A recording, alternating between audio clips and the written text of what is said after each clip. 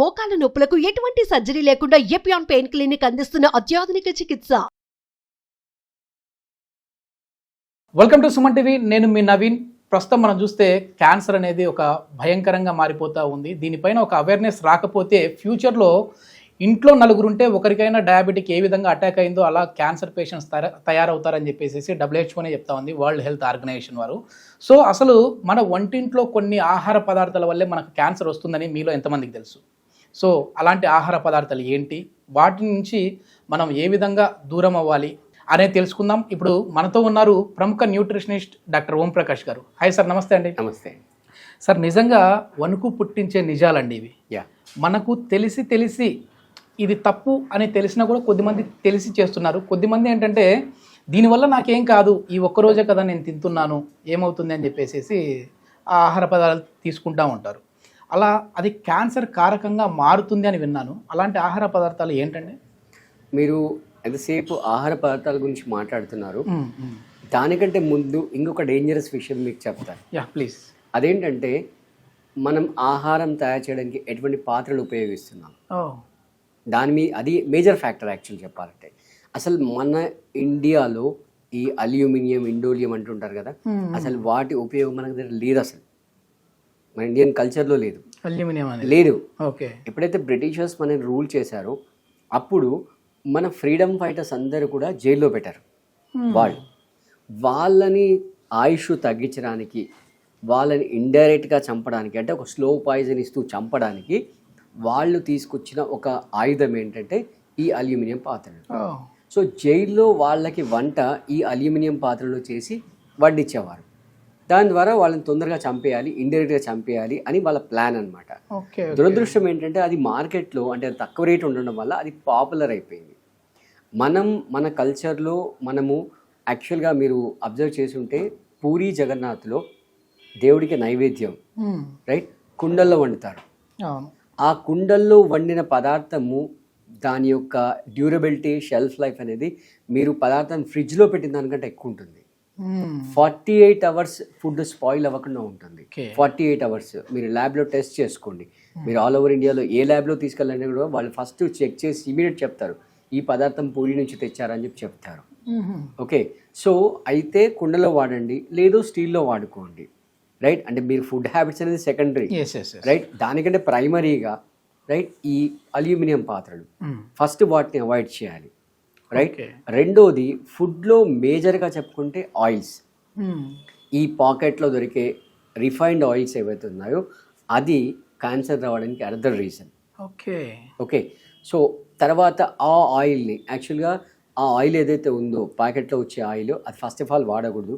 ఒకవేళ వాడినా కూడా ఒకేసారి వేడి చేయాలి, రెండోసారి దాన్ని వేడి చేయకూడదు. ఇప్పుడు మీరు స్ట్రీట్ ఫుడ్స్ తింటారు, నూడిల్స్ షాపు, బజ్జీల షాప్ వెళ్తారు, వాడు అసలు ఆయిల్ మార్చాడు. బజ్జీల షాప్ దగ్గర ఆయిల్ మార్చగా మొత్తం. అందుకే అది అంటే అది హీట్ని భరించలేదు. అసలు ఉండే కెమికల్ కాంపోజిషన్ ఉందో అది హీట్ని భరించలేదు. రైట్. అది ఒకసారి వేడి చేయడమే ఎక్కువ. అలాంటి దాంట్లోనే మళ్ళీ ఆయిల్ వేస్తాడు, మళ్ళీ ఆయిల్ వేస్తాడు, మళ్ళీ ఆయిల్ వేస్తుంటాడు. రైట్. సో ఫస్ట్ ఏంటంటే మనం రిఫైన్డ్ ఆయిల్ పక్కన పెట్టేసి మనం గానుగ నూనె వాడుకోవాలి.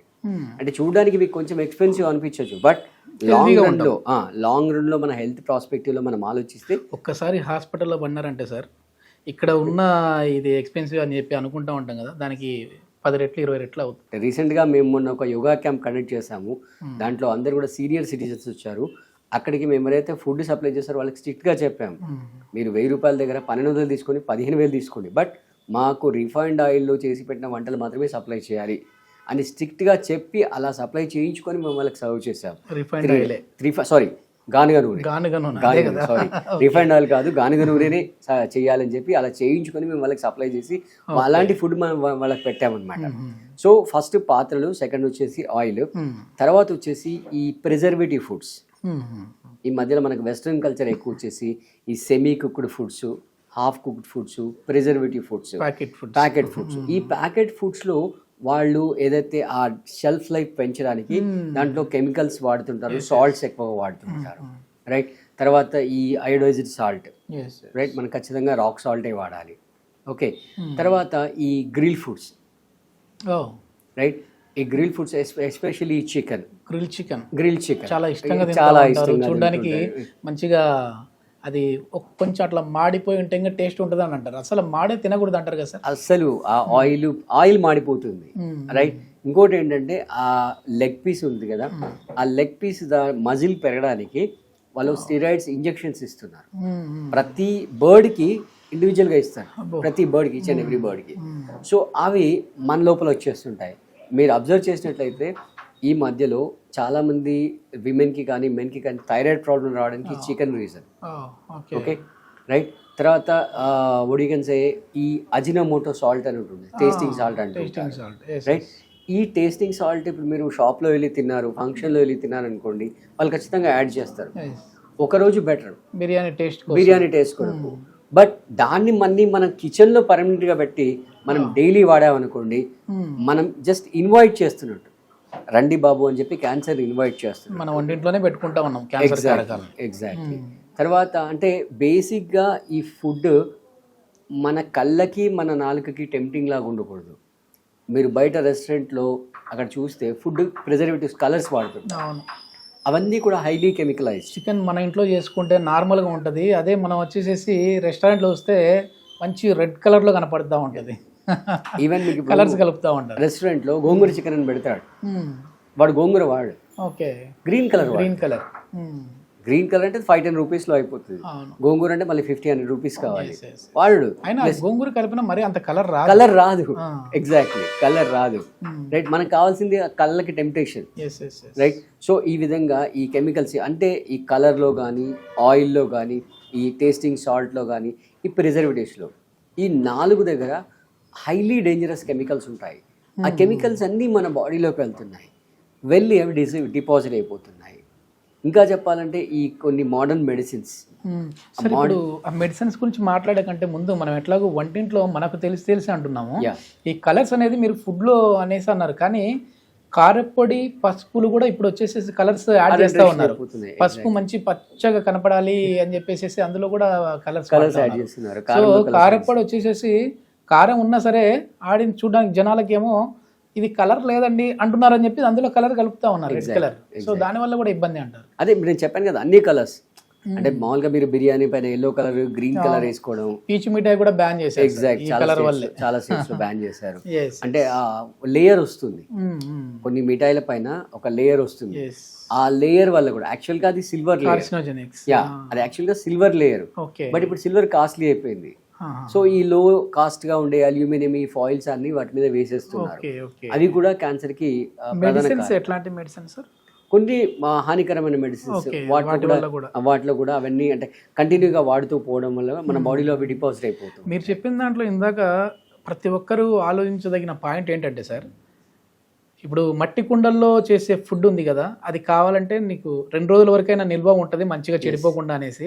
కానీ మన వాళ్ళు ఏంటంటే నార్మల్గా ఫుడ్ చేస్తున్నారు, అది వచ్చేసేసి ఫ్రిడ్జ్లో పెట్టి మళ్ళీ వేడి చేస్తుంటారు. అది ఎంతవరకు కరెక్ట్ అంటారు? 100% రాంగ్. అంటే ఒకసారి చల్లగా అయిన తర్వాత మళ్ళీ వేడి చేయకూడదు. అసలు చెప్పాలంటే మనము అంటే అది ఇప్పుడు ప్రాక్టికల్గా పాసిబుల్ కాదు, బట్ ఫుడ్ కుక్ చేసిన తర్వాత వితిన్ హాఫ్ అన్ అవర్ 1 అవర్లో కన్జ్యూమ్ చేసేసుకోవాలి. వితిన్ హాఫ్ అన్ అవర్ 1 అవర్లో కన్జ్యూమ్ చేసుకోవాలి, రైట్. అండ్ ఇమీడియట్గా సర్వ్ చేసుకొని తినేసేయాలి. కానీ కొంచెం కష్టం ఇప్పుడు, ఎందుకంటే అందరూ బిజీ లైఫ్, ఆఫీస్కి వెళ్ళేటప్పుడు ఇక్కడ వంట చేసుకుంటే మళ్ళీ మధ్యాహ్నం తినేస్తూ ఉంటారు. సో సమ్వాట్ ఓకే, నైట్ తీసుకుంటారు, సమ్వాట్ ఓకే. బట్ అంతేగాని ఇవాళ చేసిన కర్రీని ఫ్రిడ్జ్ లో పెట్టి 2-3 రోజుల రేపు తినడము, పోనీ ఫ్రిడ్జ్ లో పెట్టి తినడం అంతవరకు ఓకే, దాన్ని తీసి మళ్ళీ బయట పెట్టి మళ్ళీ దాన్ని వేడి చేయడం, రైట్, మళ్ళీ దాన్ని చల్లార్చడము, ఇవన్నిటి వల్ల ఏంటంటే దాంట్లో ఏదైతే పోషక విలువలు ఉంటాయో అవి పోతాయి. At the same time harmful chemicals అన్ని దాంట్లో వస్తుంటాయి, రైట్. అసలు ఫ్రిడ్జ్లో పెట్టకూడదు, రైట్. ఒకవేళ పొరపాటున పెట్టారనుకోండి, నార్మల్గా రూమ్ టెంపరేచర్లో పెట్టి కొంచెం నార్మల్ అయిన తర్వాత తినేయడం బెటర్, రైట్. అంతేగాని మళ్ళీ దాన్ని వేడి చేసి, రైట్, అలా చేయడం వల్ల కెమికల్స్ అన్ని కొత్తగా దాంట్లో జనరేట్ అయితే ఏదైతే హార్మ్ఫుల్ కెమికల్స్. సో మేజర్గా మన వ్యూవర్స్కి మనం చెప్పేది ఏంటంటే food colours, right, preservatives, tasting salt plus oils, ఈ 4 మీద మీరు ఫోకస్ చేస్తే మన పాత్రలు ఎగ్జాక్ట్, ఎందుకంటే అందరూ మెయిన్ పాత్రల పాత్ర ఎక్కువ, పాత్రల పాత్ర చాలా ఎక్కువ. సో ఈ 5 పాయింట్స్ మీద మీరు ఫోకస్ చేయండి. వీటి మీద కనుక మీరు కేర్ తీసుకున్నట్టయితే మీకు లైఫ్ లాంగ్ క్యాన్సర్ మీ దరిచేయదు. ఎస్, నిజంగా ఏంటంటే ఇంట్రడక్షన్లో చెప్పినట్టుగా వరల్డ్ హెల్త్ ఆర్గనైజేషన్ వల్లే అండ్ ప్రపంచ ఆరోగ్య సంస్థ వల్లే చెప్పిన మాట ఇది. దీని మీద ఒక అవేర్నెస్ అయితే తీసుకొని రావాలి. రాబోయే రోజుల్లో ఇంటికి ఒక క్యాన్సర్ పేషెంట్ తయారయ్యే విధంగా ఉంటుంది. దీనికి సంబంధించి ఒక అవేర్నెస్ క్రియేట్ చేయకపోతే అని చెప్పేసి చెప్తా ఉన్నారు. సో ఈ 5 పాయింట్లు కూడా అంటే ఓం ప్రకాష్ గారు చెప్పినట్లుగా ఈ 5 పాయింట్ల మీద ఫోకస్ చేసి మీ ఆరోగ్యం మీ చేతిలోనే ఉంది కాబట్టి ఈ కలరింగ్ కావచ్చు, టేస్టింగ్ సాల్ట్ కావచ్చు, ఇట్లాంటివన్నీ వాడకుండా ఉంటేనే మంచిది. Thank you sir. Thank you.